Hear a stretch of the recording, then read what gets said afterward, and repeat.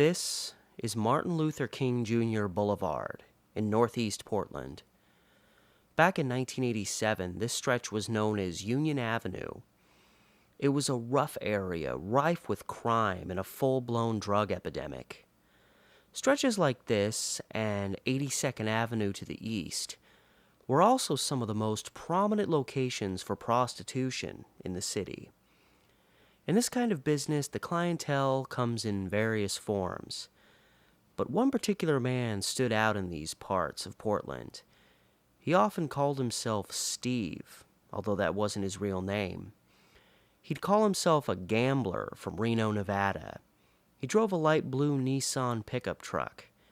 He'd frequently mix crudely crafted screwdrivers to drink. He was notorious to the women who worked the streets. But nobody could have known how notorious this man would become.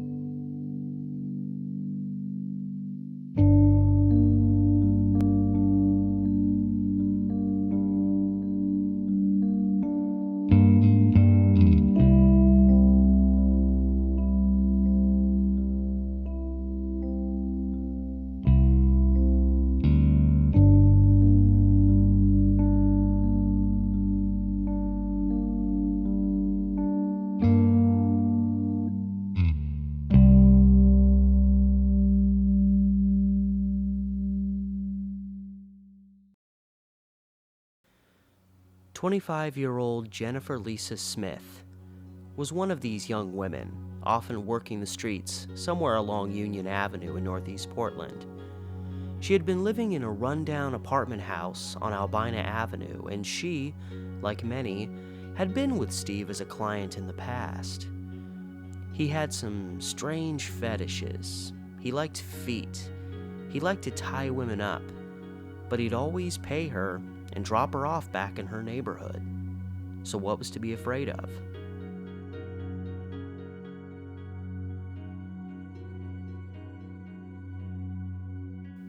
Jennifer was standing near the corner of Northeast Union and Wygant, not long after midnight, waiting for her next client. She was seen by friends as she climbed into Steve's light blue Nissan truck. As was often the case for Steve, he drove the two of them southbound and out of Portland, ultimately arriving in the Oak Grove neighborhood. Around 3 a.m., they pulled into a parking lot behind a Denny's restaurant along McLaughlin Boulevard in the heart of Oak Grove. Once there, the two began to assume the usual practice that Steve liked. He tied Jennifer up with some shoelaces and began playing with her feet. However, this is where Steve's norms ceased. Suddenly, Steve grabbed a knife and went after his tied-up victim. A struggle ensued, and Jennifer managed to loosen herself from the laces and dive from the truck. Already bleeding out, Jennifer did not get far before Steve descended on her and resumed stabbing at her body. He didn't seem too worried about being seen. Patrons in the Denny's, as well as people living close by, began to hear screaming.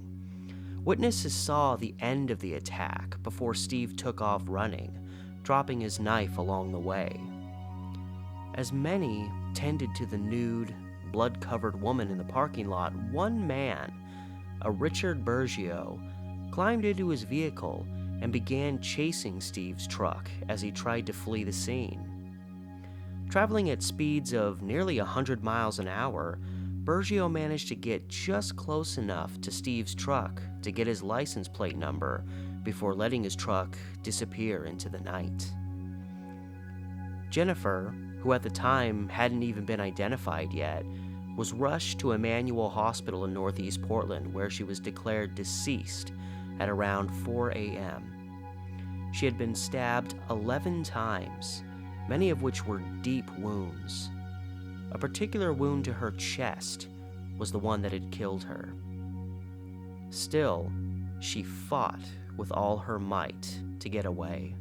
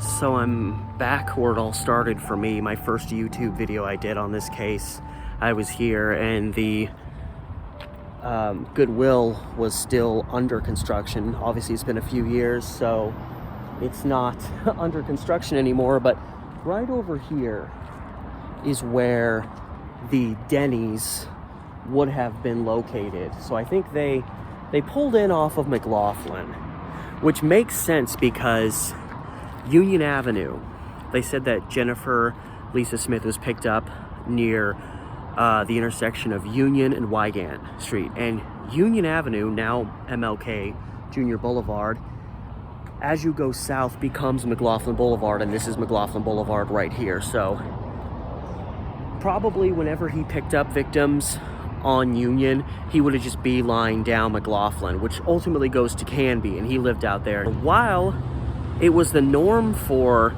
Dayton Leroy Rogers to take his eventual victims all the way out to the forest near Malala, I don't know if he was impatient, if he was getting brazen, if he was cocky, or, you know, some aspects of how he behaved almost make me think he wasn't even really afraid of getting caught. Like, that's the feeling I get. Because while he's taken all these women to this very private, quiet place where he could, you know, perceivably get away with doing what he did, he picked up Jennifer Lisa Smith way up in Portland, and he only makes it about this. We're almost at a midway point between where he would have picked her up and the Malala Forest. We're maybe not quite halfway there, but we know that he stopped at a 7-Eleven on the way here, and there's 7-Elevens all along McLaughlin. There's one a couple blocks down this way, there's two back this direction, and after that they pulled in kind of behind the Denny's, which again would have been kind of up over here, and this was more parking back then. And I think, I don't even know if these buildings were even here yet, and there was just the Denny's, so they were probably in this vicinity back here, so away from the street. But the Denny's was open all night. It was 24 hours, so even though it was the middle of the night, I really don't know why he would pull in right behind a place where there's patrons there and then but whatever the case, he pulled off in this parking lot and began to do his thing, and he tied up Smith, and, you know, things got out of hand, and obviously he started to attack her, and she managed to get out of the shoelaces that he'd bound her with. She got out of that, and she actually was able to get out of his truck, but she couldn't get away before he caught up to her and began attacking her. And that's when, you know, there was at least one guy pulling in to go to the Denny's. Presumably there were people in the Denny's that heard her screaming. There are people that live in this area. I mean, there's apartments right over there. They might have been here in 1987, I'm not sure, but there's people that live right over there. Like, it was really not an advisable spot to be doing this. And people came out, and he ran for it briefly. He dropped his knife, and he ultimately managed to get back to his truck as people were coming out. And according to Gary King's book, Bloodlust, his description of the events is some people in the area stopped their trucks up here and they actually blocked off the exit. And Dayton Leroy Rogers started going this direction. Now, having been through here multiple times, visit the library and whatnot, when you pull out, this is kind of the end of a driveway, and then it's a dead-end road ahead, and if you take a sharp left, it's a little side street that takes you over to Vineyard, which is the next block over. And I guess while he was trying to flee the scene, he just took off this direction and ended up going towards the dead end and had to stop abruptly and turn himself around. Why he wouldn't have just, maybe he didn't see the street, why he wouldn't have turned down this side street to get to Vineyard, which would take him back to McLaughlin, I don't know, but he's just started coming back this direction. And he sped towards the exit here that was blocked off, and apparently he jumped the curb, managed to get by the blockade, and got onto McLaughlin, heading in a southern direction. It's so wild. I didn't find out about this till like a couple of years ago when I did that first video I did, and I came here all the time. The library around the corner I'd come to like at least once a month. I remember driving through here a lot and had no idea that this horrible thing had happened here.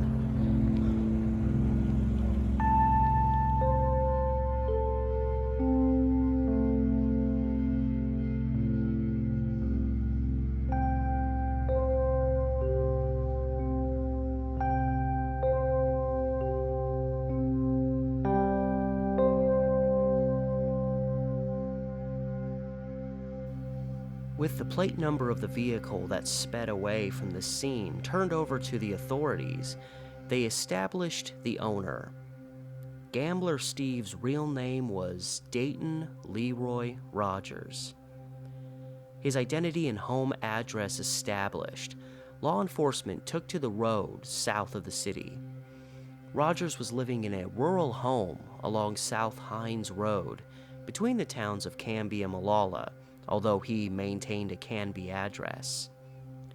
Law enforcement arrived at this location in the dead of night, hoping to find the truck and the man responsible. As they cautiously approached the home, there was a sudden crack of gunfire. Officers dove for cover, unsure where the shots were coming from. The lights turned on in the home, and out stepped a woman. This was Sherry Rogers, Dayton's wife, and the gunfire was from her own father, who lived up the road. He saw the officers slowly approaching the home and, not knowing they were police, opened fire to scare these lurkers away.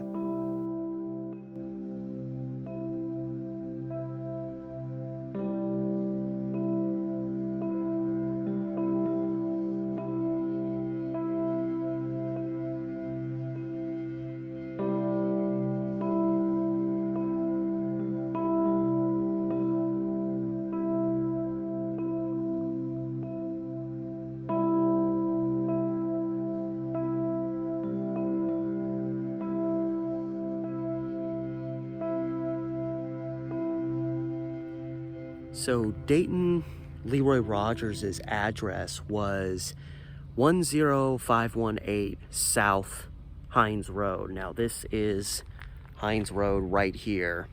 And according to Google Maps, which you know can sometimes be off by about 10-20 feet, that would have put his home like right behind me, right here.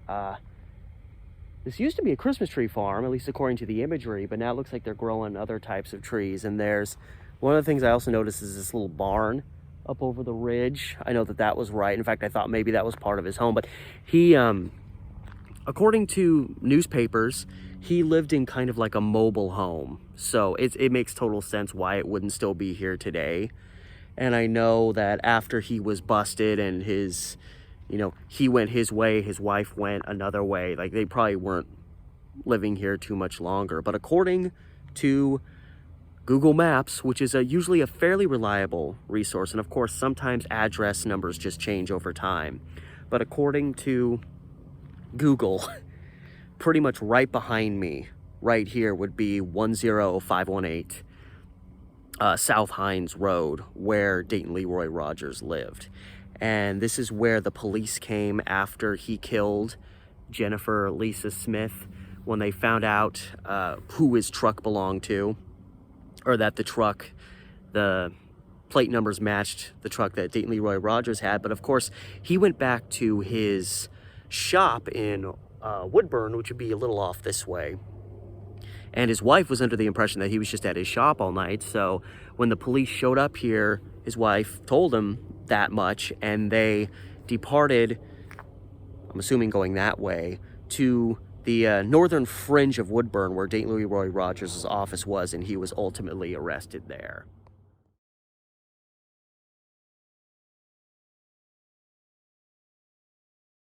When alerted as to why they were there, Sherry told the police that the truck in question was her husband's, and that he had been at his repair shop in Woodburn all night. Law enforcement had obvious reasons to be suspicious about this. They reported to Rogers' small shop on the northern end of Woodburn at approximately 5:35 a.m., where they saw his pickup truck parked outside. They noted the radiator in the truck was still warm, showing it had been driven recently. They also noticed some blood drops by the entrance to the shop. Upon entry, they got their first look at the man in question. Dayton Leroy Rogers was a rather diminutive man, short in stature, and slowly balding, with a seemingly unassuming face. He was reportedly well-liked and deemed the responsible working man with a nice little family.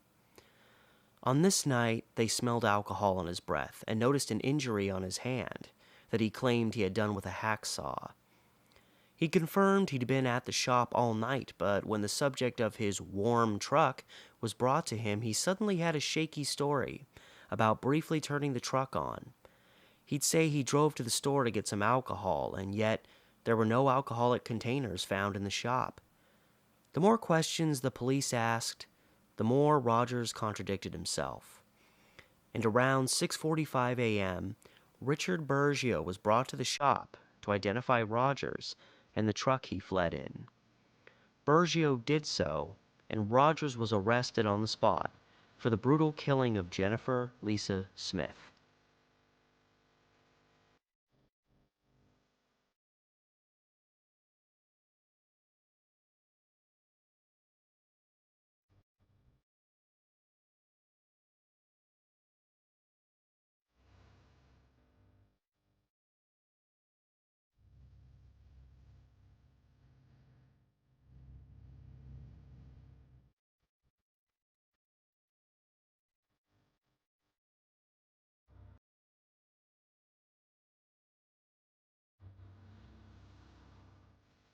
And with Bergio, there were several other witnesses that saw the conclusion of the stabbing, as well as Rogers' efforts to run away before diving into his truck and speeding off. There was no doubt he was there, and that he was the one responsible. It was an open and shut case before it even went to trial. A sad, tragic, but isolated attack of a prostitute working Portland streets. It was over, right?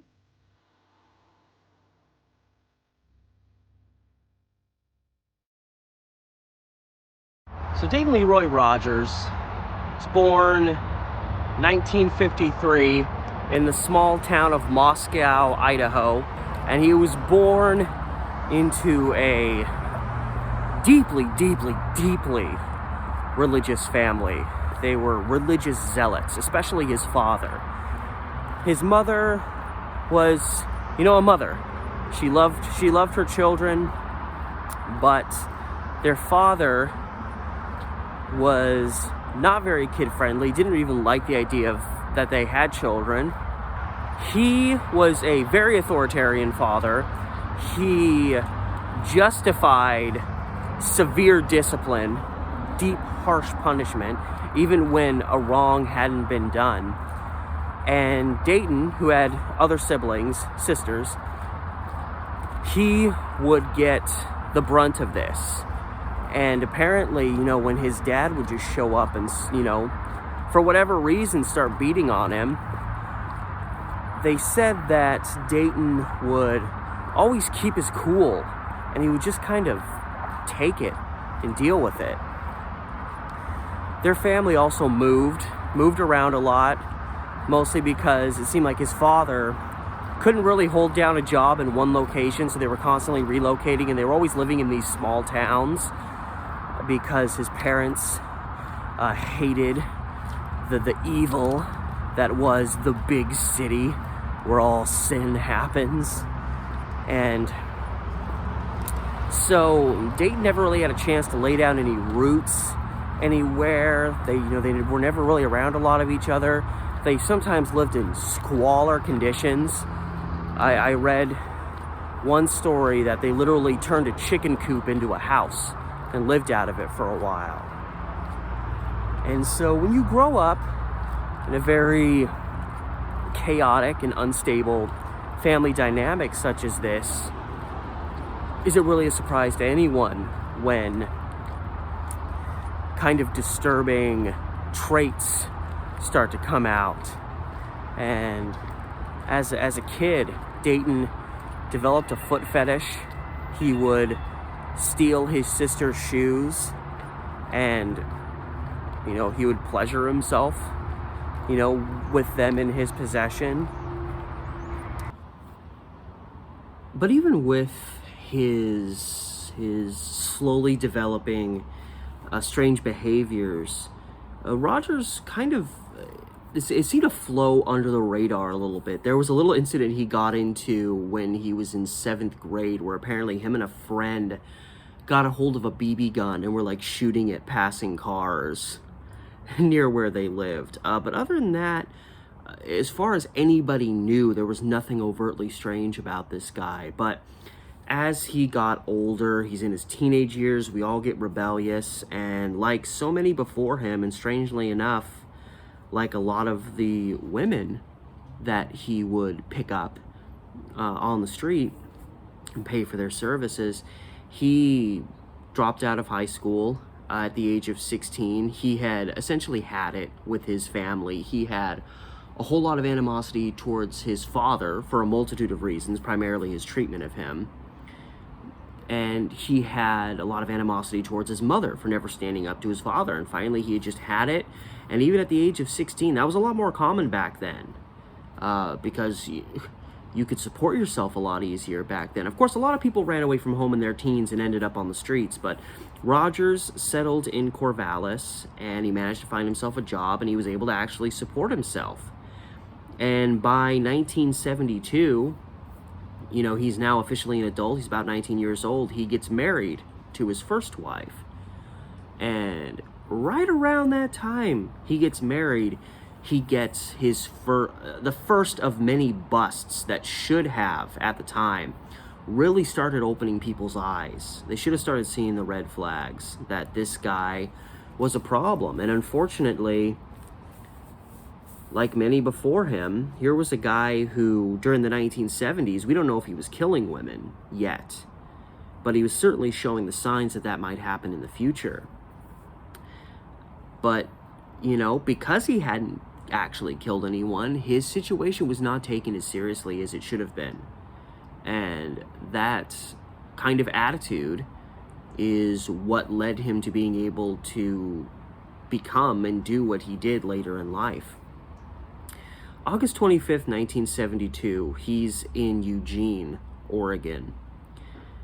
And this young 15-year-old girl gets taken to the hospital in town and dropped off by a man identifying himself as Dayton Leroy Rogers, who claims that he found this girl alongside the road. She had a stab wound in her stomach and she was bleeding out, and he just picked her up and dropped her off there. The girl said that she had accidentally stabbed herself. The authorities go to talk to him. He maintains that story. He says that they had met earlier and that they'd been, affectionate with each other, but still that he just stumbled onto her that night bleeding and rushed her to the hospital. However, The girl would later tell her mother that such was not the case. She told hospital personnel she stabbed herself because Rogers told her to. She said that they had engaged in sexual relations a couple of times. They'd only known each other like a few days. And in a fairly secluded spot on the edge of Eugene, they were, as they put it, they were just sitting there, you know, having a romantic time, watching the stars, and all of a sudden Rogers plunges a knife into her stomach, seemingly unprovoked. And there's this bizarre, I read the retelling of the story in Gary King's book on this case, which was an invaluable resource for this case as a whole. But it's just this bizarre story where he like pulls this knife and plunges it into her in this aching pain, and she looks at Dayton and says, "Dayton, I love you," words to that effect. And he looks down and he's like, "Oh my God, what have I done?" And then apparently he pledges that he wants to marry her in that moment, even though he's already married, and he just stabbed her. It was absolutely bizarre. So ultimately he was arrested because he stabbed a 15-year-old, and he was given a psych evaluation where it was deemed that he was a depressive neurotic, and he also had like schizoid traits. But it was felt that even with that, it wasn't enough for him to have like a break with reality. It wasn't enough to say that he was insane when he did what he did. That was the attitude at the time, and I think that helped him. He was charged with first-degree assault, and he pled down to second-degree assault, and he managed to get away with no prison time. He just got 4 years probation. So he's back out on the street, and a short while later, him and his wife took in a couple of young women who were described as teenage runaways. And after they show up and stay for a while, Dayton starts getting real creepy around them. He starts getting real flirty with them. He starts asking them for sexual favors. They start engaging in sexual favors with him. His wife is pissed, and she ends up leaving him for a while.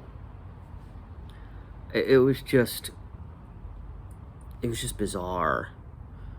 So that brings us to August 1st, 1973. Now, even years later, Dayton's future wife, Sherry, would say that she didn't really know him to be like an alcoholic who drank a lot. But we know that going back to the early 70s, he started drinking very heavily. And it seems he started having a lot of delusions. He started having headaches that seemed to only subside when he gave into his fantasies. And this one night, he just snapped. He'd had some beer, possibly some other types of alcohol, and he took a beer bottle and proceeded to attack these two teenage girls that were living there. And, you know, just went into a frenzy, and then freaked and split. And Dayton Leroy Rogers never had a lot of luck trying to flee a scene. He fled on this night, and he ended up having a head-on collision with another car just a short distance from home. So when the girls called the police and said what happened, he was pretty quick to apprehend. Another case a little while down the road where it's believed he sexually assaulted another girl. When she fled, he was caught almost immediately after, because only a half a mile away he got his car stuck in the mud. So this guy was not good at escaping a scene of his attack. But he was charged with second and third degree assault. And here's a guy who's already on probation. And he's given a new psych evaluation, because again, this just seemed to kind of come out of absolutely nowhere. He just started attacking these women, and he had this prior instance where he had stabbed this girl. It seemed like he just had these unprovoked bouts of rage. At least that's how it came across. This new psych evaluation, the doctor deemed that he had I have to look at it because it's just so many syllables. Pseudo-sociopathic schizophrenia with antisocial traits is how it was described. and he was deemed not guilty by reason of insanity. They deemed his attack was this schizophrenic freak out. So he goes to the state hospital where he stays for a couple of months. He plays the game. He goes into like a sex offender counseling type thing, and he knows, because he was a smart guy. Everybody who knew him said he had a high IQ. He was one of those guys that realized, if I look the part, they'll believe me and I'll be able to get out of here. So that's what he did. He was, for the most part, a fairly model person there at the state hospital. And by December, just a few more months down the road, he's released. They deem, he's good. He doesn't need any more treatment here. We think he's better.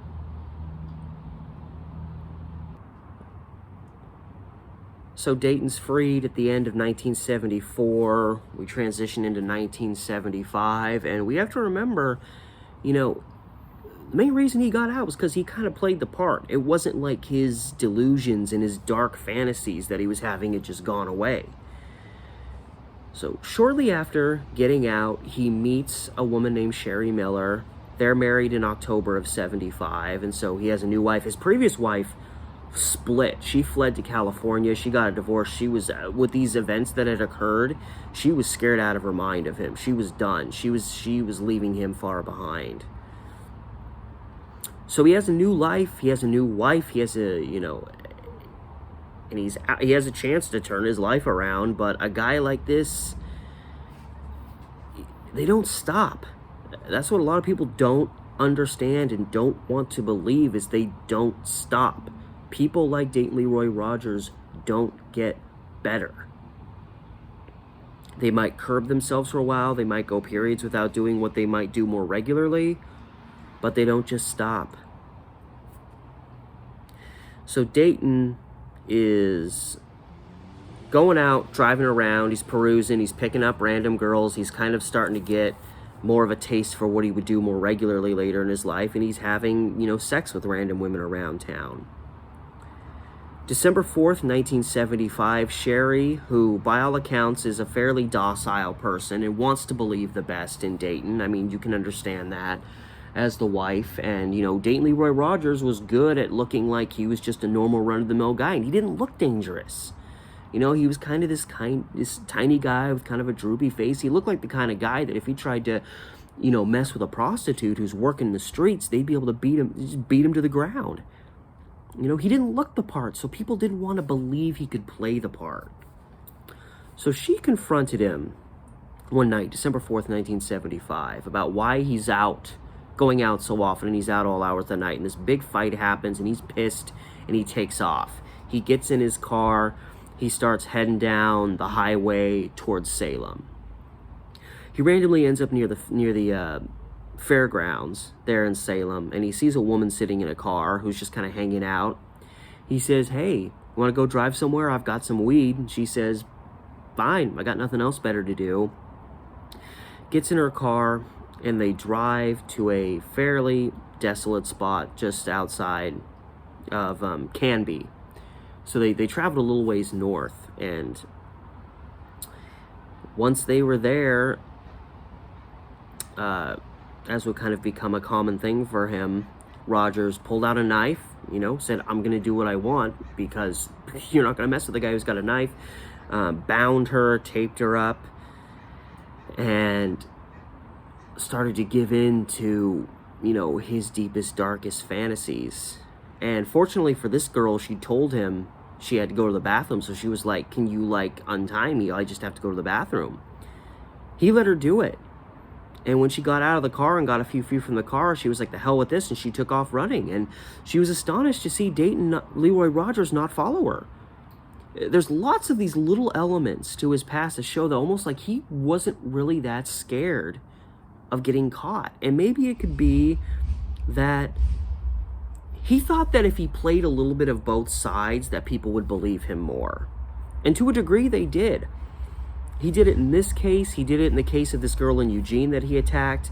He would openly admit to meeting them. He would openly admit to having sexual relations with them. And then that's where his story and the women's stories would divert. And, he would always claim it was consensual, and he would always act like, I don't understand why people are thinking I would do something like this.